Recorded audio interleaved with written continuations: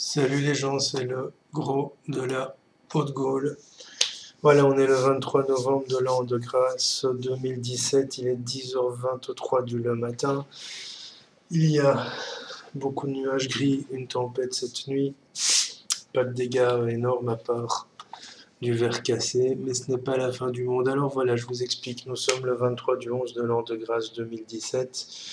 Pendant que je vois par la fenêtre ma femme qui passe le Karcher sur sa voiture, moi je suis tranquille à l'intérieur et je fais une vidéo. Alors je vais faire la deuxième partie de réponse contact médiumnique. Je ne suis pas en direct, c'est une vidéo en différé. Je vais donc répondre aux personnes à qui je n'ai pas pu répondre la semaine passée pendant le live. Alors pas de live ce 23 novembre parce qu'en fait j'ai pas envie, tout simplement, je suis un peu naze, je suis un peu fatigué, j'ai pas envie ce soir de continuer à dépenser mon énergie, surtout que je suis parti pour 3 ou 4 semaines en 7 jours sur 7, donc j'économise un petit peu mon énergie. Maintenant c'est le matin, donc ça va bien. Alors voilà, j'ai encore 2, 4, 6, 8, 10, 12, 14, 16 emails à répondre par rapport aux questions qu'on m'avait envoyées pour le contact médiumnique. Et je vais commencer par Thomas qui m'avait posé sa petite question au sujet de la santé. Alors, je ne vais pas répondre forcément de manière médiumnique sur Thomas parce que d'abord, je vais essayer de lui expliquer la raison de ses douleurs, etc. Donc, David, voici ma question santé. J'ai un blocage au poignet depuis 5 ans avec douleur et inflammation plus de kyste. Je voudrais savoir si tu peux m'éclairer sur le sujet. Merci. En sachant qu'il aurait peut-être dû... Alors, je le répète, moi, je lis les mails. J'ai consigné tous les mails sans les lire. Donc, si j'ai pas toutes les informations, je ne peux pas être précis dans la réponse. Il m'a pas dit si c'est le poignet. Ah si, il m'a dit si que c'est le poignet droit. J'avais mal lu. Je croyais qu'il n'avait pas précisé le côté du poignet. C'est le poignet droit. J'avais mal lu. Mea culpa. Désolé les gars. Alors le poignet droit, il symbolise quoi? Le poignet droit, en fait, c'est ce qui va te donner ce qui va donner le mouvement de la main symboliquement. Alors le poignet droit, tout comme le poignet gauche finalement. Les deux poignets donnent le mouvement à la main, donc en fait c'est eux qui donnent la mobilité à la main. Le côté droit, c'est plutôt le côté rationnel, raisonné, le côté guidé par en fait les besoins plutôt que les envies. Et donc les douleurs et les inflammations vont symboliser en fait l'énergie reliée à ben voilà, ce que je fais n'est pas forcément passionnel et donc en fait je tombe dans une routine. Les kystes, c'est quoi? C'est une manière en fait que ton corps va avoir pour exprimer le, le besoin de trouver autre chose, de faire autre chose, de trouver une solution que tu ne trouves pas autrement ou que tu ne trouves pas à l'intérieur de toi. Bon, je vais quand même te répondre par rapport à ce que j'entends parce que c'est important. Bon, on me dit que symboliquement, en fait, le poignet droit est relié essentiellement à tout ce qui touche au besoin de faire pour prouver que, besoin de faire pour prouver que tu es capable, besoin de faire pour prouver que tu es à la hauteur, besoin de faire aussi pour satisfaire éventuellement à l'autorité qui est au-dessus de toi, au-dessus de toi, pardon. Et quand je parle d'autorité au-dessus de toi, je ne parle pas de Dieu, je parle de ton père, parce que on me dit que chez toi, alors globalement, en général, on dit que le côté droit est relié au père, le gauche à la mère. Je suis pas tout à fait d'accord, ça dépend du cas par cas. Mais te concernant, c'est vraiment relié à tout ce que tu fais pour satisfaire, pour plaire ou pour prouver à ton père qu'en fait tu es capable, que tu es à la hauteur et qu'en fait tu gères très très bien les choses. Alors que finalement, si tu t'étais un petit peu plus écouté, tu aurais peut-être fait des choses qui étaient un peu plus passionnelles, un petit peu plus guidées par tes envies et tes propres attentes plutôt que par le besoin de prouver ou de montrer que. Et là, c'est où en fait ça bloque, c'est parce qu'en fait ton poignet, ben, c'est ce qui te donne la mobilité à la main, c'est ce qui te dit ok, ma main est capable de tourner, est capable de saisir des choses, est capable de prendre un bic, de choper un verre à bière avec de l'eau dedans, etc., etc. Et en fait, ton poignet gauche, ton poignet droit sont vraiment les symboliques de je fais soit pour satisfaire, soit je fais pour me satisfaire. Et donc, c'est vraiment important de te considérer par rapport à tes propres attentes pour pouvoir en fait tout simplement t'émanciper et diminuer les problématiques au niveau de ton poignet droit. J'ai quand même un principe de base qui est, à partir du moment où c'est manifesté dans la matière, c'est-à-dire que physiquement, ben, la maladie est déjà apparue, il faut peut-être faire appel à soit de la médecine traditionnelle, soit la médecine traditionnelle accompagnée d'une médecine énergétique ou parallèle, médecine chinoise, etc. On ne peut pas dire médecine chinoise, mais je m'en fous, j'en fais pas, qui te permettront en fait de comprendre, mais aussi de soigner, parce que tu ne peux pas soigner l'inflammation avec de l'ibuprofène, parce que fondamentalement, c'est un emplâtre sur une jambe de bois, donc il faut comprendre l'origine du mal pour pouvoir faire agir ton ibuprofène par la suite. Voilà, c'est important, Thomas, que tu prennes soin de toi par rapport à tes propres attentes, par rapport à ce que la vie te réserve et t'apporte, et par rapport à ce que tu veux faire dans ta propre vie sans forcément avoir à chercher, à prouver, etc., etc., etc. Voilà pour Thomas. Alors, on avait Nathalie. Alors, je vous signale qu'il y a une mouche qui me vole autour depuis ce matin, qui me fait chier. Cette mouche n'est pas un orbe, n'est pas un esprit. Si vous la voyez passer, ce n'est qu'une mouche. Je le signale parce qu'en fait, j'ai beaucoup de gens qui voient plein de trucs voler ou passer dans mes vidéos, mais en fait, je regarde dehors parce qu'il fait dégueu, c'est vraiment la tempête. Parce que d'abord, tempête et puis t'en chies, hein, c'est comme ça la vie. Beaucoup de gens qui me disent oui, il y a un truc blanc qui vole derrière toi. Il y a beaucoup d'insectes qui volent dans ma maison, dans ma pièce, parce que voilà, il y a des petites mouchettes. J'habite à la campagne, les gars, j'habite pas en pleine ville. Donc voilà. Alors Nathalie me dit, cher David, l'ouverture de ton groupe a été pour moi un rayon de lumière multicolore qui a très vite éclairé mes chemins. C'est cool, parce que le groupe, j'hésitais à le faire, mais c'est une véritable aubaine, tant spirituelle qu'intellectuelle, etc., etc. Je suis engagé sur une nouvelle voie pro, après en avoir approché quelques-unes dans tous les domaines, privé, commercial, politique, à la grosse louche. Je suis à présent dans le social et plus précisément dans l'aide aux seniors et j'aime beaucoup me sentir véritablement utile auprès d'eux. Je passe en parallèle mon CAP via le jury central pour pouvoir travailler en temps plein, afin d'apporter, lorsque j'aurai mon diplôme, ma modeste contribution à l'enseignement auprès des jeunes qui pourraient en avoir besoin. Je vais passer à la question parce que voilà. Question, est-ce que je suis sur la bonne voie? Ça fait 1 an et demi que je patiente. Qu'est-ce que l'univers m'envoie désespérément de signes que je ne vois pas ou que je ne veux pas voir et ça bloque et j'avoue que je fatigue. Alors j'ai envie de te dire que euh, être sur la bonne voie, ça se ressent au fond de soi. C'est pas moi ni personne qui peut te dire oui, c'est bien, non, c'est pas bien. Alors on peut te guider, on peut t'orienter, mais en fait tu as effectivement une énergie de femme qui a des choses à transmettre, à donner. Alors peut-être que le CAP te le permettra, mais oui, tu es dans une énergie de femme qui a besoin de transmettre, de donner, de partager ses connaissances, son savoir, de partager ses expériences. Et si ton but consiste aujourd'hui à travailler, notamment avec les seniors, d'après ce que je vois, euh, hop, hop, hop. Je ne sais plus, ouais, peu importe, si ton but aujourd'hui consiste à suivre cette voie, c'est qu'au fond de toi, tu es guidé vers ça. Donc, ce que j'entends là maintenant, c'est qu'en fait, tu es dans une énergie de vie où il va falloir constamment te remettre en question par rapport à ton domaine professionnel. C'est-à-dire que tu n'es pas dans une énergie de vie dont le domaine professionnel est figé. Il y a des gens qui peuvent rentrer chez EDF à 16 ans et en sortir à 65 ans à la retraite et avoir fait 49 ans de carrière. J'en ai connu un personnellement. Il n'aurait jamais pu ni envisager, ni s'émanciper autrement qu'en étant chez EDF. Et même s'il attendait sa fin de carrière avec impatience, ce que je peux comprendre après 49 ans de carrière, il y a des gens chez qui c'est figé, il y a des gens chez qui ce n'est pas figé. Tu fais partie d'une femme dont le cycle est de se remettre à peu près tous les 4 ou 5 ans en question professionnellement. Ça ne veut pas dire changer tous les 4 ou 5 ans, ça veut dire tous les 4 ou 5 ans, vérifier si oui ou sinon tu es bien sur ce que tu fais. Alors chez toi, alors, tu es né en 69, chez toi, le chemin spirituel propre dans le sens strict du terme s'ouvre à 60-65 ans.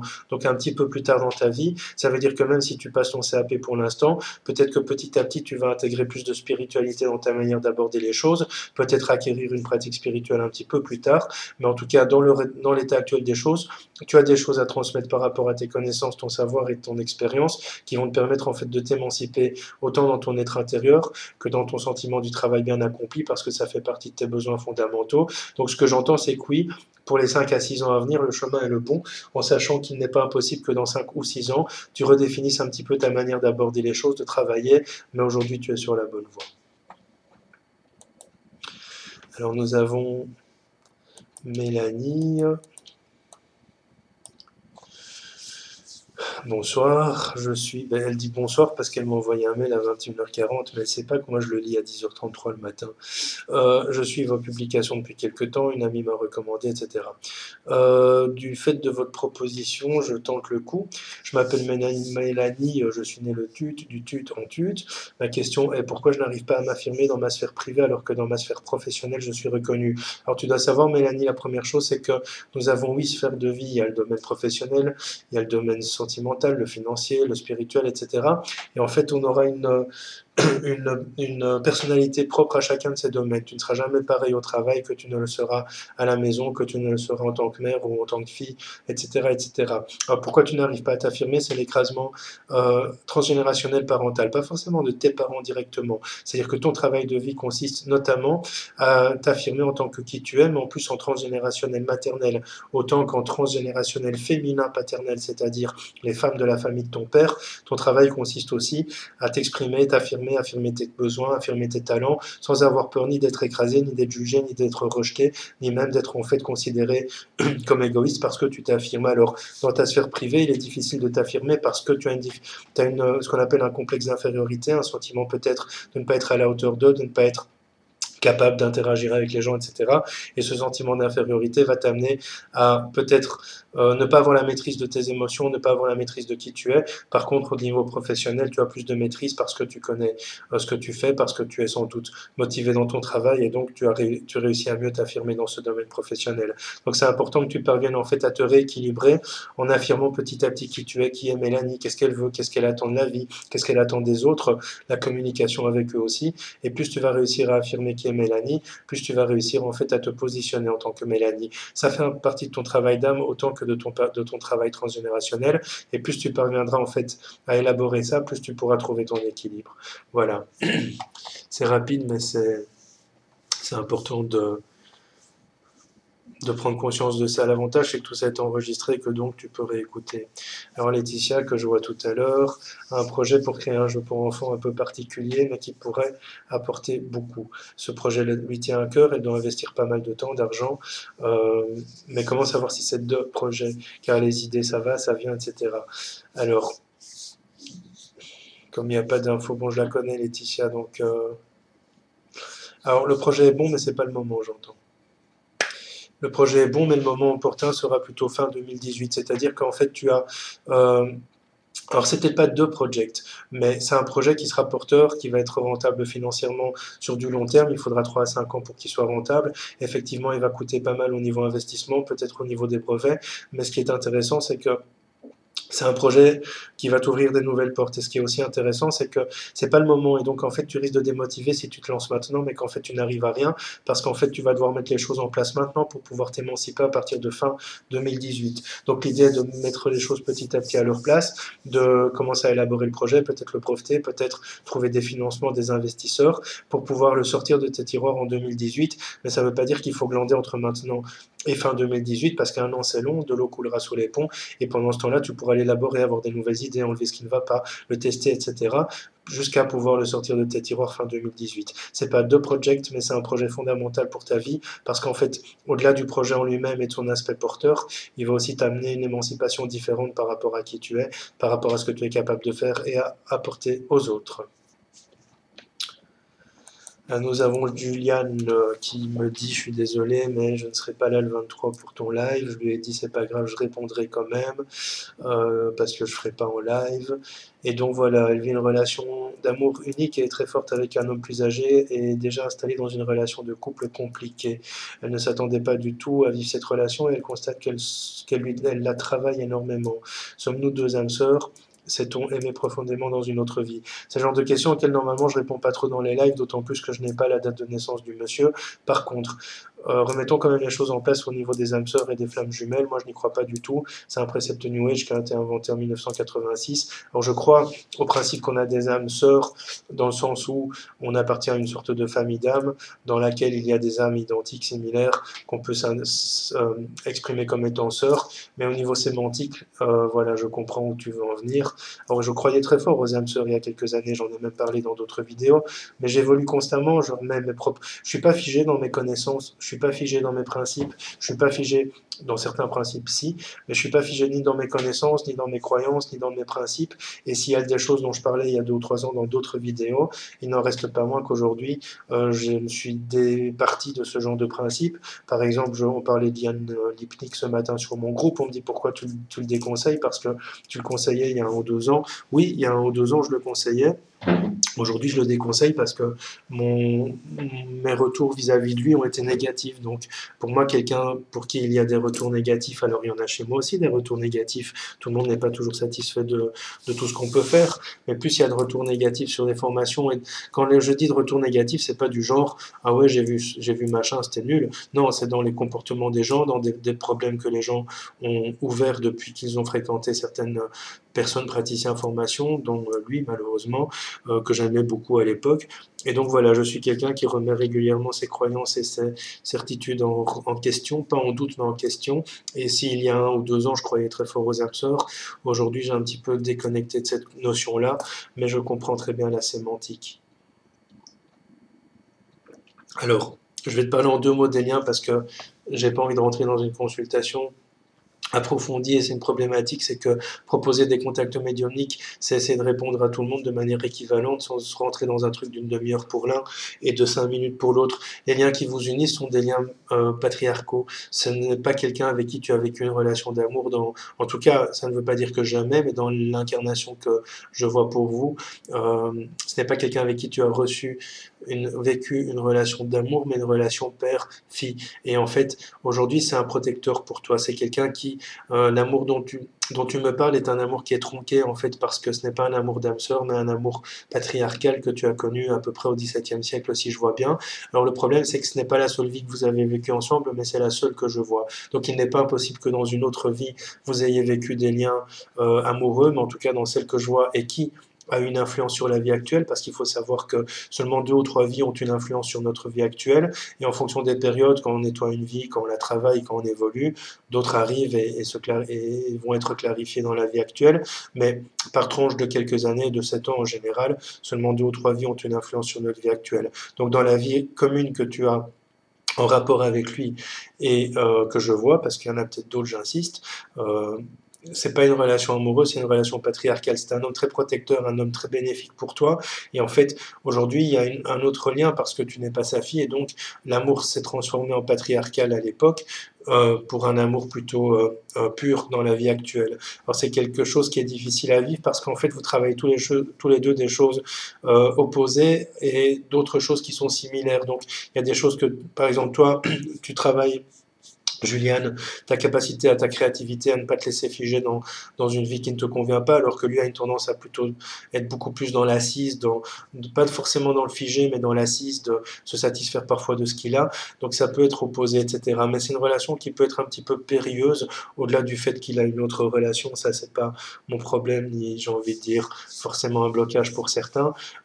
Au-delà du fait qu'il a une autre relation, c'est un peu périlleux parce que, en fait, il peut te faire croire en un amour ou du moins votre relation, votre amour peut te faire penser que c'est le summum de l'amour et donc si un jour cette relation pour une raison X ou Y arrive à son terme, tu auras tendance à comparer l'amour que tu as connu avec lui par rapport aux potentiels amours que tu pourrais connaître avec d'autres. Donc en ce sens-là, il est un petit peu périlleuse. Le conseil que je te donnerais par rapport à cette relation, c'est de t'y impliquer sans t'investir de trop, c'est-à-dire ne pas en fait te donner corps et âme parce que ce n'est pas quelqu'un de dangereux, c'est quelqu'un de bon, de bénéfique, de patriarcal comme il l'a été pour toi dans la vie précédente, mais c'est aussi relié, pas à ton père, mais en fait à un besoin transgénérationnel de se sentir protégé. Donc c'est important que tu saches ça. Donc le conseil que je te donnerais est de t'impliquer sans trop t'investir parce que pour peu qu'à un moment ou un autre il y ait une distance pour une raison X ou Y, ben cette distance pourrait t'amener en fait à une période d'oisiveté et d'inactivité dans ta vie. Voilà.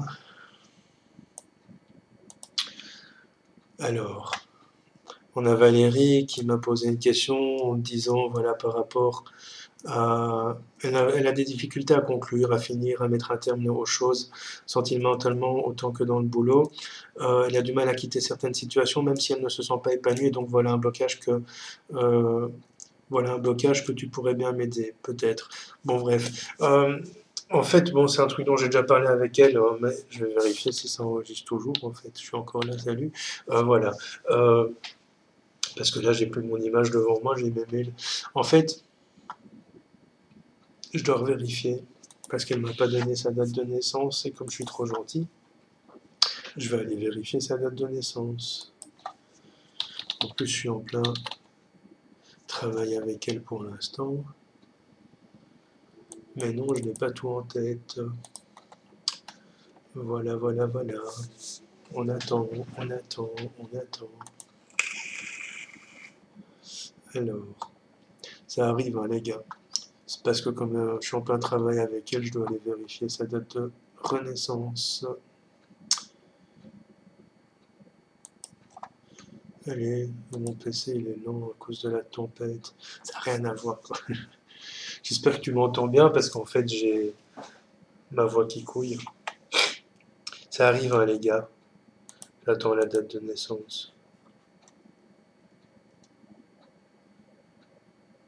Ah voilà. Ah, ça veut pas. Ah si. Voilà, voilà, voilà, voilà. Ah oui, ok. C'est normal. Je calcule.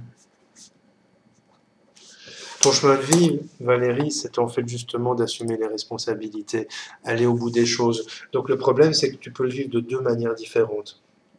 Euh, Tu peux aller au bout des choses en t'impliquant à fond, ou tu peux avoir le sentiment que les choses n'ont jamais de bout, et donc du mal à lâcher, parce qu'en fait le sentiment d'imperfection, de ne pas avoir en fait été tout à fait au bout, tu vois, c'est un petit peu comme quand tu sors d'un tunnel, mais que tu as l'impression d'être toujours dedans, parce qu'il y a la luminosité qui a changé, c'est n'importe quoi comme métaphore. C'est un petit peu comme, je change de métaphore, c'est un petit peu euh, comme un artiste, ouais, voilà, ça c'est mieux, un artiste qui ne montrera pas sa toile tant qu'elle n'est pas finie, mais certains artistes peuvent mettre un terme à leur travail et d'autres auront tendance parfois à toujours vouloir perfectionner, remettre un petit peu de blanc ici, un petit peu de bleu là-bas, rajouter un personnage, enlever un autre, et donc ne montreront jamais leur travail. Et donc ça fait partie de ton chemin de vie, c'est en fait d'apprendre à aller au bout des choses sans pour autant les porter sur son dos euh, comme on peut porter en fait la plupart des événements qu'on vit, et donc apprendre aussi à mettre un terme, à clôturer. C'est pas un problème forcément karmique ni un problème transgénérationnel, c'est surtout et avant tout un problème animique, c'est-à-dire un problème d'âme. Ton âme doit apprendre à aller au bout des choses, mais à les clôturer, à mettre un terme pour pouvoir passer à autre chose. Il y a un peu de nostalgie dans l'histoire, il y a un peu de comparaison entre ce que tu as vécu dans le passé et que tu vis maintenant et que tu aimerais en fait mettre en corrélation, mais il y a aussi en fait une difficulté à faire des liens entre les événements, c'est-à-dire tel événement vécu il y a 10 ans a généré tel événement vécu aujourd'hui. Et donc tout ça, c'est un travail d'âme que tu dois faire pour pouvoir en fait te libérer, te délester et ne pas porter dans ton sac à dos tout ce que tu as vécu et accumulé au cours de ton incarnation. Donc c'est un problème vraiment animique par rapport à ton chemin de vie. Ton chemin de vie consiste à apprendre à aller au bout des choses, à apprendre à ne pas te laisser déborder, surtout à apprendre à mettre un terme aux choses dans tous les domaines de vie. Tu clôtures un dossier, tu ne reviens plus sur le dossier 2 semaines après pour vérifier s'il a bien été clôturé. Il est clôturé, c'est fait, c'est réglé. Voilà. Parfois les réponses sont courtes. Alors nous avons Eric. Alors, bon, c'est une question auquel je réponds normalement pas trop sur ce genre de travaux, mais je vais être bref. Il veut savoir un petit peu les buts dans cette incarnation, quelles ont été ses précédentes... Purée, j'arrive plus à parler. Quelles ont été ses précédentes incarnations, ce qu'il y a appris, ce qu'il doit apprendre dans celle-ci, car il a l'impression de servir à rien dans cette vie. Alors Eric, je vais être assez bref et clair. C'est pas une consultation que je te propose ici, c'est une réponse gratuite à une question. Ici, j'en vois 1, 2, 3, 4. Je vois au minimum 4 questions dans ta phrase, donc je vais être bref. Tu es dans un chemin de vie, Eric, en fait, qui doit t'amener à apprendre à t'apprécier et t'accepter tel que tu es pour accepter que les autres puissent t'accepter tel que tu es aussi. Et en fait, ça, c'est un grand conflit intérieur. Je ne vais pas te parler de tes précédentes incarnations. Je trouve souvent inutile de commencer à s'intéresser à son passé, à son karma, c'est une mouche dans ma tête, à son karma quand on ne connaît pas encore sa vie actuelle. Beaucoup de gens s'intéressent au karma alors qu'en fait, leur vie actuelle leur échappe. Pas forcément toi, Eric, mais beaucoup de gens. Et donc, je trouve que c'est parfois intéressant de d'abord s'intéresser à sa vie actuelle avant de partir dans le karma et les vies antérieures. Donc, tu es sur un chemin de vie assez intéressant parce qu'il y a trois éléments fondamentaux. Arrêter de culpabiliser, trouver ta place et apprendre à t'aimer tel que tu es. Ça, ce sont les trois chemins fondamentaux de ton âme. Alors, on n'a pas toujours des missions... Elle m'emmerde cette mouche, allez. On n'a pas toujours des missions humanistes ou humanitaires. Souvent, notre âme vient pour travailler une seule chose ou deux choses qui nous concernent, nous, et qui ne concernent absolument pas les autres. Parfois, on travaille juste sur l'isolement ou sur la capacité à clôturer certaines choses. Parfois, on travaille juste sur la capacité à s'ouvrir aux autres. Parfois, on travaille juste sur... Enfin, des trucs comme ça. On n'est pas toujours... On croit souvent qu'on a des missions humanistes ou pour les autres, mais non, pas forcément. La plupart du temps, ce sont des missions qui nous concernent, nous. Une fois qu'on a réglé toutes nos missions personnelles, alors on passe à des missions plutôt altruistes et tout ça. Mais toi, ton travail fondamental, c'est d'apprendre à trouver ta place dans la société. Donc je comprends que tu as l'impression de ne servir à rien, parce qu'en fait, tu es un artiste refoulé. Alors, pardon, quand je dis artiste refoulé, ça a été refoulé par tes parents dans ton enfance. Tu es un créateur. Tu n'es pas un inventeur dans le sens strict du terme, mais tu es capable en fait de mettre à profit ta créativité pour créer des nouvelles choses, que ce soit des objets du quotidien, que ce soit de la peinture ou des nouvelles manières de peindre, de dessiner, d'écrire, peu importe. Tu es un créateur et en fait, tant que ta créativité ne sera pas exprimée, et je répète, ce n'est pas karmique, tu ne parviendras pas, Eric, à t'affirmer tel que tu es, à t'aimer tel que tu es, puisqu'une partie de toi est reniée. Cette partie de toi, c'est ton aspect créateur, créatif. Ton enfant intérieur est un petit peu prostré. En fait, j'ai l'impression qu'il a peur de se montrer, de s'affirmer ou de faire ce qu'il a envie de faire. Et c'est quelque chose qui est difficile pour toi, adulte, aujourd'hui à 47 ans, de t'affirmer en tant qu'enfant épanoui. Pour moi, un adulte est un enfant épanoui, un bon adulte est un enfant épanoui, de t'affirmer en tant qu'enfant épanoui et enfant créateur. Donc il faut vraiment que tu parviennes à t'installer comme ça, en tant qu'enfant épanoui et adulte créateur. Et tu verras que là, tu commenceras à servir à quelque chose, puisque ce que toi, tu dois transmettre, c'est des émotions. Voilà, ça c'est ton travail de vie. Alors, ça c'est fait. Nous avons Claire-Marie. Elle me dit dans tous les domaines, tout est bloqué dans ma vie. Elle dit bien tous les domaines. Pourquoi cette épreuve et vers quel chemin professionnel se diriger? Je suis toute perdue, vraiment. Déjà deux questions. Ce n'est pas une épreuve, c'est une tendance, c'est ce qu'on appelle un déni d'action. Tout n'est pas bloqué, tu n'es pas en mesure d'agir comme pour débloquer les choses. C'est plutôt différent comme abord. C'est-à-dire qu'on a tendance à croire que tout est bloqué, donc du coup on n'entreprend plus, alors qu'en fait, dans ton cas, il faut entreprendre pour débloquer les choses. Il y a un problème entre la vision que tu as de toi, Claire-Marie, et la vision que l'autre a de toi. C'est-à-dire, tu donnes une apparence, tu donnes une image, tu donnes une vision qui n'est pas qui tu es au fond de toi. Et en fait, qu'est-ce qui se passe? C'est que ton principe d'abondance est bloqué parce que tu n'es pas en accord avec toi-même. Et c'est le principe d'abondance, il agit dans tous les domaines, hein. J'en parlerai normalement dans mon prochain live qui sera sans doute le 30. Mais le principe d'abondance, il agit dans tous les domaines, sentimental, professionnel, financier, etc. Parce que l'abondance n'est pas que financière. Et en fait, tu es en opposition avec toi-même et dans une éternelle dualité. Je veux ça, mais finalement, je ne veux plus. Tiens, j'avais envie de ça, mais en fait, ça sert à quoi finalement? Et tout ça fait que tu n'es pas déterminé ni dans tes choix, ni dans tes attentes, ni dans tes envies. Et donc, inévitablement, il n'y a rien qui arrive. Pourquoi? Parce que tu ne sais pas ce que tu veux. Dans mon livre, j'explique une histoire que j'avais lue quelque part. C'était un monsieur qui faisait une commande à l'univers. Voilà, je voudrais la nouvelle Golf 6. Et je la voudrais brune. Puis le lendemain matin, il se réveille, il réfléchit, il dit non, non, je la voudrais noire en fait. Merci univers. Et puis le lendemain, il se réveille en disant ouais, je voudrais des sièges en cuir dedans. Et puis finalement noir, pas trop noir non plus parce que la nuit ça se voit pas. Et comme ça, il demande et tous les jours il modifie sa demande. Et puis un jour, euh, il meurt, il n'a jamais eu sa Golf, mais il meurt, et il arrive entre guillemets au paradis, et là il voit Saint-Pierre, et il dit mais enfin Saint-Pierre, je comprends pas, j'ai demandé une Golf il y a 20 ans, je l'ai jamais eu, et Saint-Pierre lui a répondu, c'est pas une blague, hein, c'est une histoire pour exprimer ça, et Saint-Pierre lui a répondu mais monsieur, voilà, tu demandes une Golf, d'abord tu la veux noire, et puis brune, et puis tu veux des sièges en cuir, et finalement le cuir ça brûle, et puis tu veux un volant en bois, et puis finalement un volant, etc. Et donc nous, chaque fois on renvoie à l'usine, Et donc finalement, comme on modifie tous les jours, ben, tu n'as jamais ta livraison. Et en fait, c'est exactement ça le principe d'abondance, c'est que tu dois être sûr de ce que tu veux dans ta vie, et c'est même pas dans tes demandes à l'univers, c'est déjà dans ta vie, dans ma vie je veux ça, dans le domaine affectif je veux ça, dans le domaine professionnel je veux ça, et une fois que tu es certaine de ce que tu veux, Claire-Marie, ben, en fait les choses peuvent se mettre en branle, se mettre en place pour que ça puisse venir à toi. Et ça, ce n'est pas valable que pour toi, sauf que toi, tu es dans une dualité. Je veux gris, et en fait non, gris, je préfère le noir, c'est plus tranché. Et donc finalement, voilà, ta dualité t'amène à ne pas générer ton abondance. Et donc voilà, et c'est valable pour toutes les personnes qui font des demandes à l'univers. Si vous ne savez pas ce que vous voulez, ne demandez pas, il vaut mieux. Natacha me dit, allez, je tente ma chance, et vu l'heure du live, je regarderai la rediff après son boulot, voilà.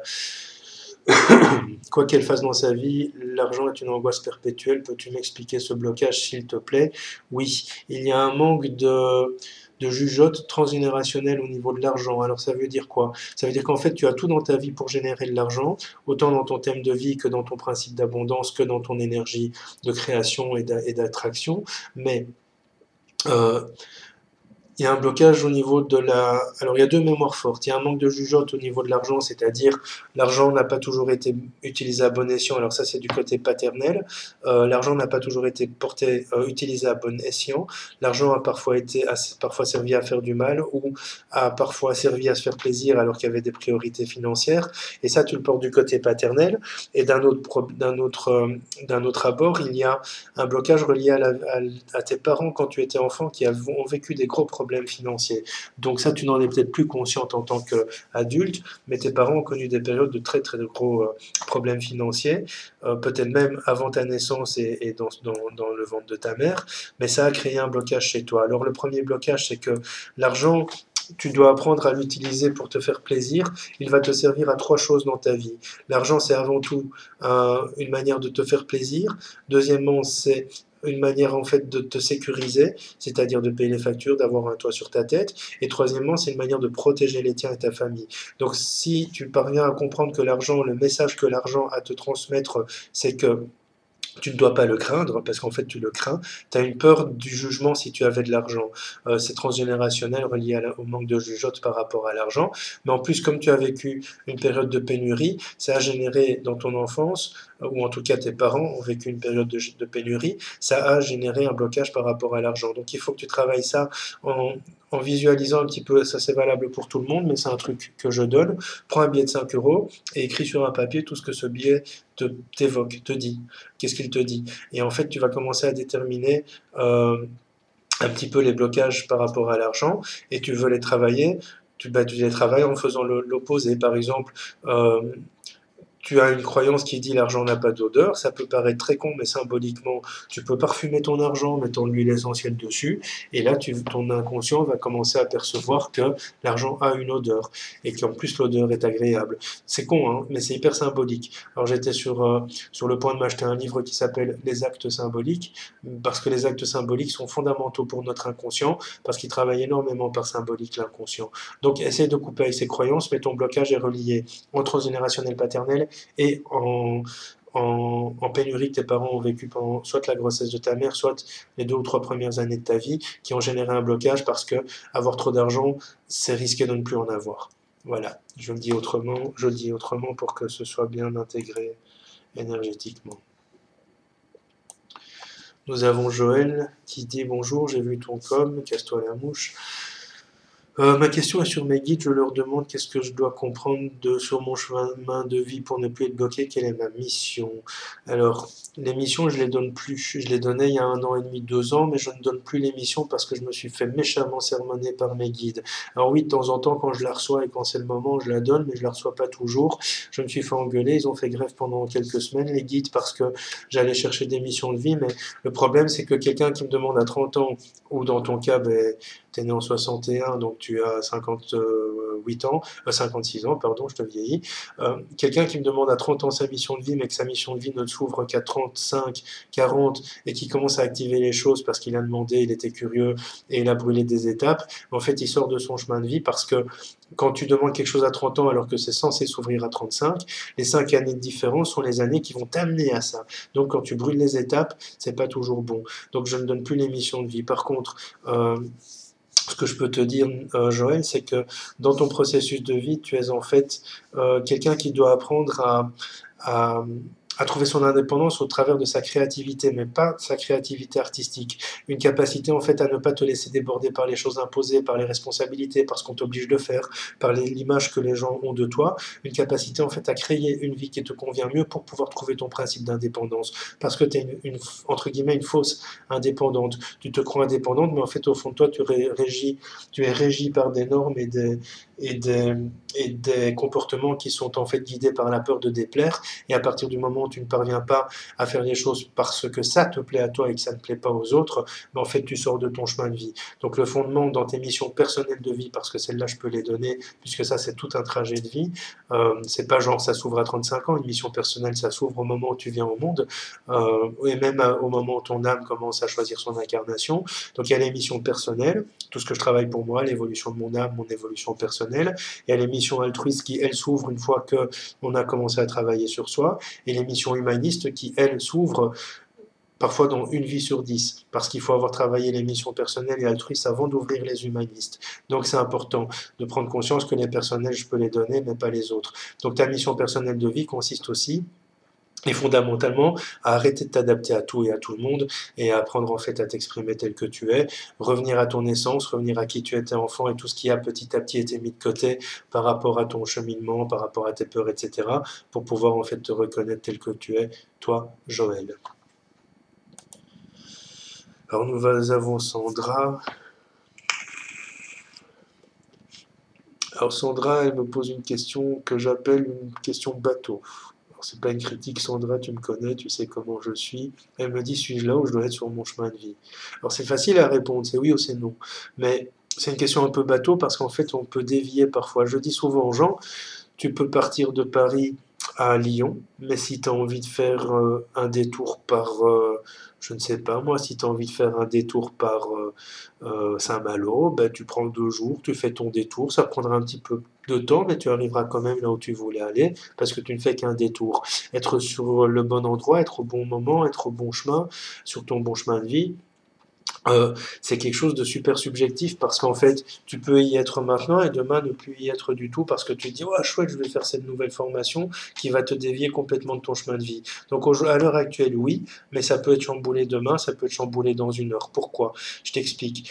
Notre chemin de vie, comme je viens de l'expliquer, on a 3 missions, 3 styles de missions différentes. Mission personnelle, c'est travailler sur soi, travailler sur certains principes qui nous empêchent d'être. Ensuite, quand ça commence à se régler, pas forcément quand tout est réglé, mais quand ça commence à se régler, on ouvre les missions altruistes, c'est-à-dire donner aux autres ce qu'on a acquis nous-mêmes. On ne peut pas donner plus de toute façon que ce qu'on a acquis nous-mêmes.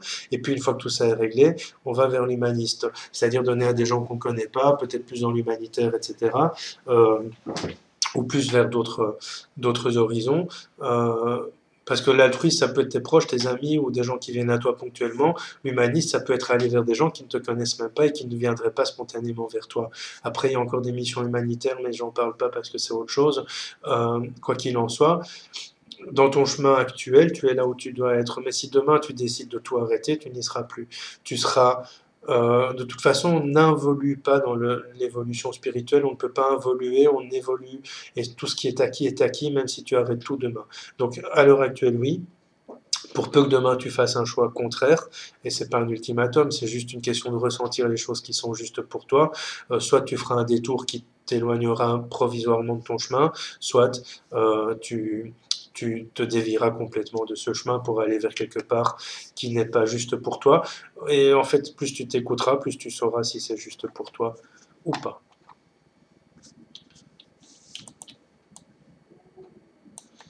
Alors Émilie voudrait savoir pourquoi elle a abandonné dans sa vie.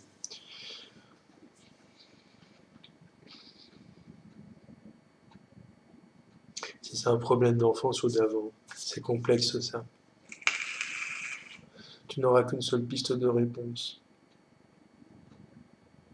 Tu n'auras pas toutes les réponses, Émilie. Tu n'en auras qu'une seule piste. Je dis rarement ça, mais je suis pas là pour vendre, mais si tu veux plus de pistes, il faudra que tu me consultes. Tu m'as déjà consulté, je sais, mais par rapport à cette problématique-là, euh, je te donne qu'une seule piste parce que c'est la seule que je vois.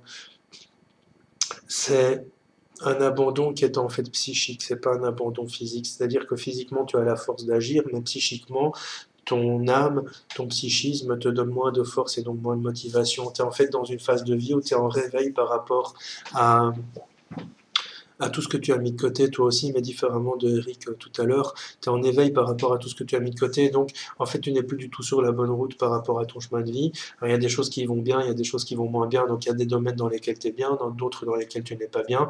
Mais par rapport à là où tu n'es pas bien, tu n'es pas sur la bonne route et donc tu n'as plus la force d'avancer parce qu'au fond de toi, tu sens et tu sais que ce n'est plus le bon chemin. Alors, c'est pas un problème d'avance, c'est pas un problème d'enfance non plus, même s'il y a un petit peu d'enfance dedans aussi. C'est un problème, en fait, de réussir à se resituer par rapport à qui tu es maintenant. Tu es passé à côté de toi pendant de nombreuses années et maintenant que tu pourrais en fait te re-rencontrer, mais tu continues à passer à côté de toi, ce qui fait que finalement toutes tes énergies abandonnent petit à petit. C'est la réponse la plus importante.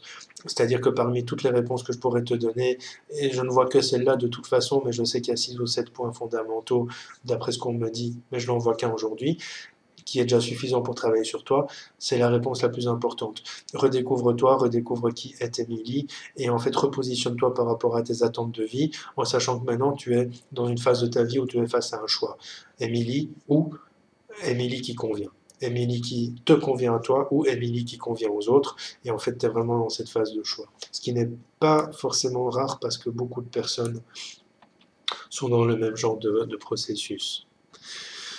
Alors, on a Patricia qui dit je suis en dépression en ce moment, je suis, je crois, déconnecté de son âme par terreur de l'abandon, c'est impossible de se déconnecter de son âme. Je me suis empêché de faire ce que j'aimais pour rester auprès de son ami parce que des croyances très fortes disaient qu'il allait abandonner si elle s'éloignait de lui, c'est tout à fait possible, etc. J'ai des tensions, des douleurs dans le corps qui semblent me dire que je suis dans une impasse si je continue à être fidèle à mon système de pensée. Je ne trouve pas encore de porte. Est-ce possible d'avoir un petit éclairage vers une porte? Alors, je ne donne plus les portes non plus, je donne les clés. À toi de trouver les portes qui vont avec. Et en fait, ta réponse est dans ton texte. Alors, il est impossible de se déconnecter de son âme. On peut. Bon, je sais que c'est une question de langage et de sémantique, évidemment, mais quand tu te déconnectes de ton âme, tu meurs, parce qu'alors ton âme se décroche de ton corps physique. Mais c'est un problème d'esprit plutôt que d'âme aujourd'hui, c'est-à-dire, bon, t'as l'âme, t'as l'esprit et t'as le corps physique. Ce qui fait le lien entre le corps physique et l'âme, c'est l'esprit, ce qu'on appelle ensuite les esprits. Euh, c'est en fait le corps est détaché, mais l'âme n'est pas encore sortie, et en fait l'esprit est toujours actif sur les plans astro. Mais quoi qu'il en soit, c'est un problème spirituel d'esprit pardon plutôt que physique et anémique pardon. Et en fait ton chemin de vie aujourd'hui, tu es juste dans le chemin de vie. Et en fait c'est ce que je disais à Émilie il y a 2 minutes. Pardon, c'est ce que je disais à Émilie il y a 2 minutes, c'est qu'en fait, beaucoup de gens sont dans la même situation et tu me montres que c'est vrai, c'est que tu es dans un chemin de vie, Patricia, qui t'amène maintenant à arrêter de toujours t'occuper de l'autre. Voilà, c'est pas une blessure d'enfance. Si, il y a de la blessure d'enfance, il y a une blessure en fait d'altruisme, c'est-à-dire on t'a toujours empêché d'une manière directe ou indirecte, dans des langages, dans des actes ou dans des exemples qu'on t'a montrés, de t'occuper. Il y a beaucoup d'individualisme dans ta famille, mais on t'a souvent empêché de t'occuper vraiment de toi. Et donc, tu as été élevé dans une croyance comme quoi toi, tu passes en dernier lieu. Et donc, en fait, arrête de porter les autres, passe en premier lieu, c'est pas égoïste. Tu ne peux pas aider correctement les autres si tu n'es pas bien envers toi-même. Donc passe en premier lieu et tu verras que tout ça va se réamorcer. Tu n'es pas dans l'abandon, tu n'es pas. Tu es en fait dans une blessure fondamentale d'adaptation, c'est-à-dire je suis tout le temps adapté à tout, mais jamais à moi. Et donc petit à petit, tu t'abandonnes entre guillemets, et donc l'abandon que tu crains, tu l'as créé, donc finalement tu es rentré dans un cercle vicieux parce que tu t'es déconnecté, comme tu le dis, par crainte de quelque chose que finalement tu as créé en te déconnectant, parce que le pire abandon n'est pas un abandon que tu vis de la part d'autrui, le pire abandon c'est celui que tu t'imposes à toi-même. Donc reconnecte-toi à toi, fais des choses que tu aimes, que tu as envie de faire, que tu as mises de côté pour satisfaire aux autres ou pour t'occuper des autres, et tu verras que dans quelques semaines on n'en parle plus, ce sera réglé. et ton système de pensée, il est en constante évolution. Donc, alors chez toi, il est en constante évolution. Il y a des gens chez qui c'est pas le cas, comme je l'expliquais tout à l'heure. Mais accepte que ton système de pensée et de croyance est en fait un système qui n'est pas figé non plus.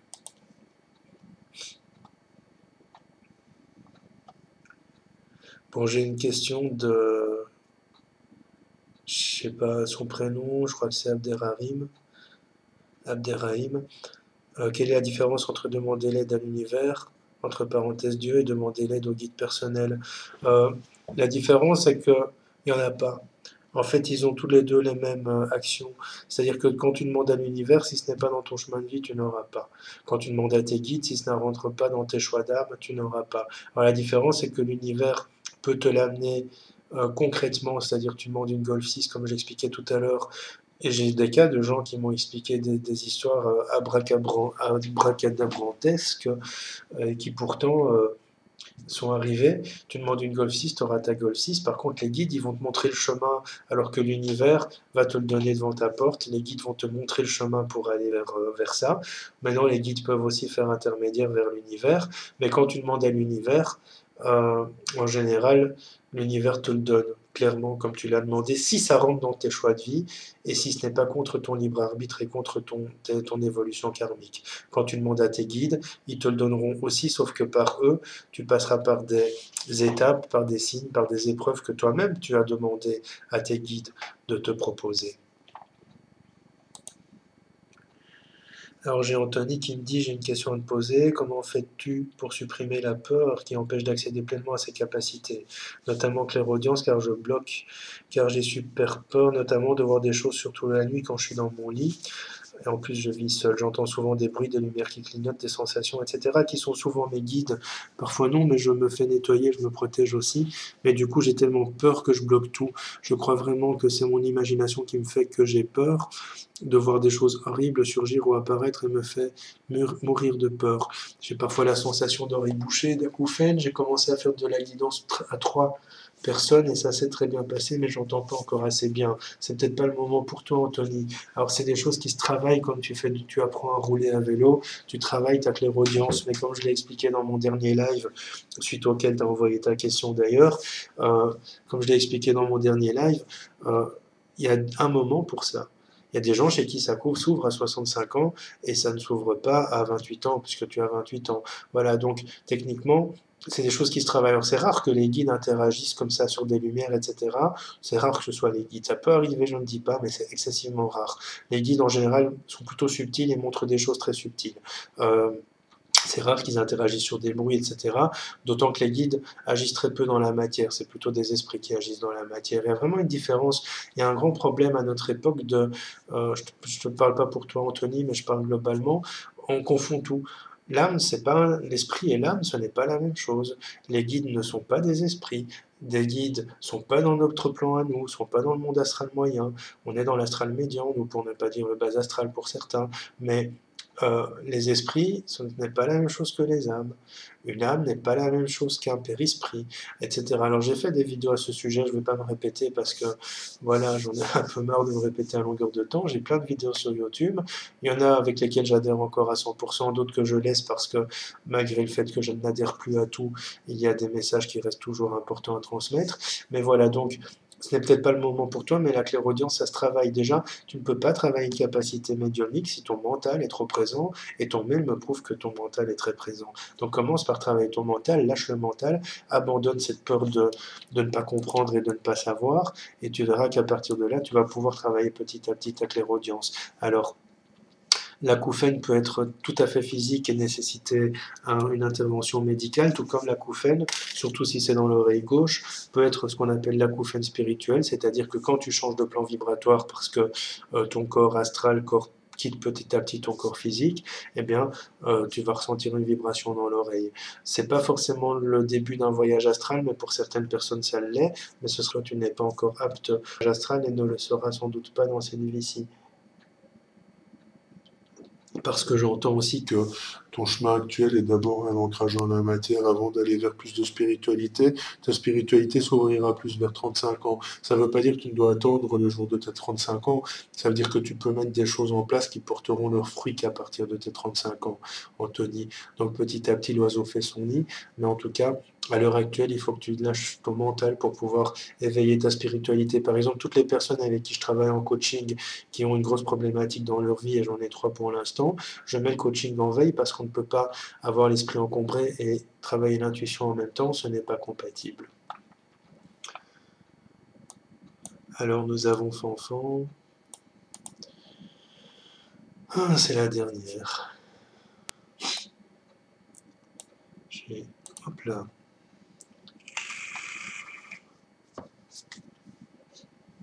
Pourquoi quand j'essaye de m'en sortir, il y a toujours un truc qui bloque?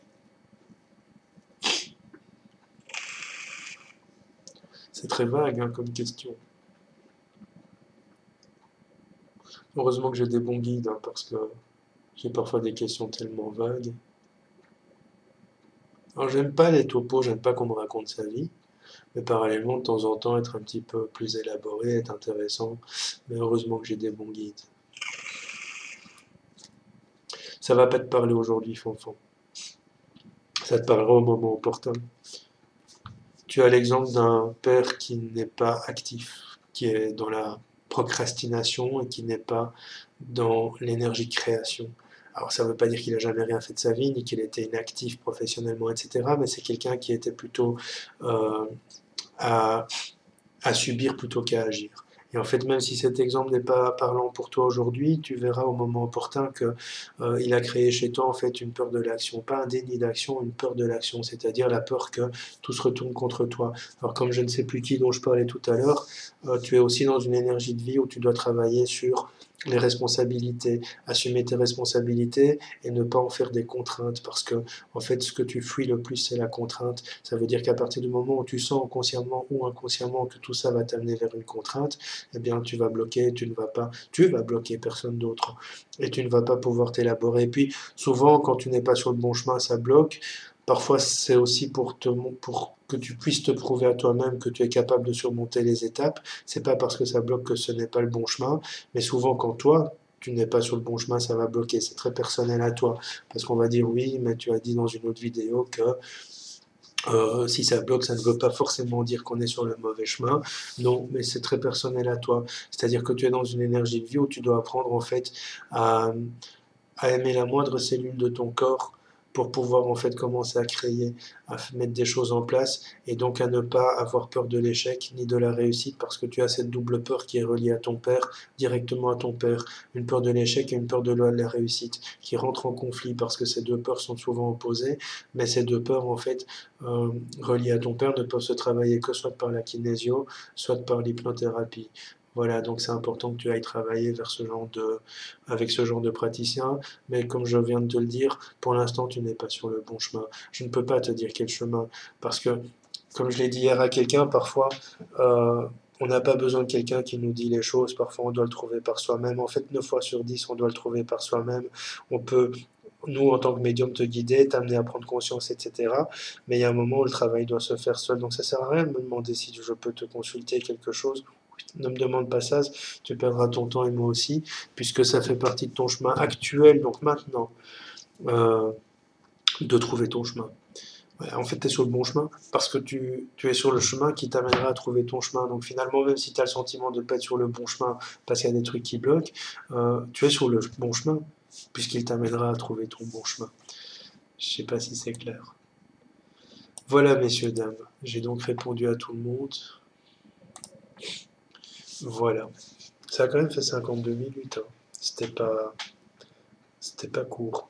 Je posterai la vidéo, bon, si tu la vois, c'est qu'elle est déjà postée, mais je la posterai pour 6h15.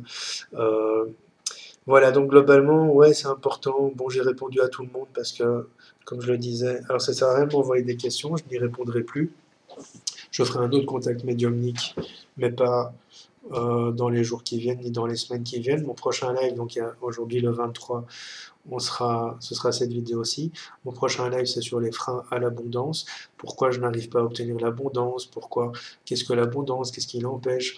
Pas des questions personnelles comme je viens de le faire, ce n'est pas un contact médiumnique où je te dirai toi en particulier c'est pour ça, je te donnerai des pistes et des théories entre guillemets et des outils pour pouvoir surmonter ça, mais je te donnerai pas de contact médiumnique. Ce sera le 30 du 11 normalement si tout va bien, parce que pour l'instant j'ai tellement de choses à faire que le soir, il y a un moment, j'ai plus envie. Alors je tiens à préciser quelque chose. Ne vous sentez pas visé par rapport à ce que je dis, parce que j'ai plusieurs personnes dans le cas. J'ai un horaire, je travaille 6 jours sur 7, voire 7 jours sur 7. J'ai un horaire je commence le matin mes consultations à 10 heures, je les termine. Ma dernière consultation, ça en général 3 heures, pas au-delà. Pas parce que je suis un glandeur, parce que je fais d'autres choses, j'ai blindé de choses à faire à longueur de journée, que ce soit gérer un groupe Facebook, faire de la compta, répondre à plein de mails. Je réponds en moyenne à 50 à 60 mails par jour. Euh, donc, envoyer des enregistrements, enfin j'ai plein de trucs à faire et de toute façon je ne me justifie pas, ça ne te regarde pas quoi qu'il en soit. Euh, Mes consultations s'ouvrent à 10 heures, parfois un peu plus tôt, et elles se ferment, la consultation c'est à 15 heures et après j'arrête et je fais d'autres choses. J'ai un principe, quand tu veux, tu cherches des moyens et pas des excuses. Beaucoup de gens, euh, ça peut paraître très prétentieux, mais quand tu nécessites ou demandes l'aide de quelqu'un, c'est pas au quelqu'un de s'adapter à ton horaire, c'est à toi de s'adapter à l'horaire de quelqu'un. Et si tu n'y arrives pas, ben, tu vas voir quelqu'un d'autre. Parce que j'ai une dizaine de personnes là pour l'instant, c'est un peu le bordel, ça discute, un mail, et je t'envoie un autre mail, et je te réponds à ton mail, et tu me réponds à mon mail. Et en fait, c'est une perte de temps pour tout le monde. J'ai un horaire, mes horaires sont ouverts sur mon site, mon site, pardon, j'ai un agenda en ligne. Euh, Bon, après, pour les coachings, les machins, je peux comprendre qu'on n'ait pas envie de prendre congé une après-midi pour un coaching parce que c'est pas, je veux dire, la même optique dynamique qu'une consultation. Jusqu'à aujourd'hui, ça fait des années que je travaille. Il y a des gens avec qui j'ai pu m'adapter, mais je ne peux pas toujours m'adapter. Et le soir, j'ai une vie aussi. Donc moi, je ne peux pas exceptionnellement, parce que si je le fais exceptionnellement pour toi, je dois le faire exceptionnellement pour un autre.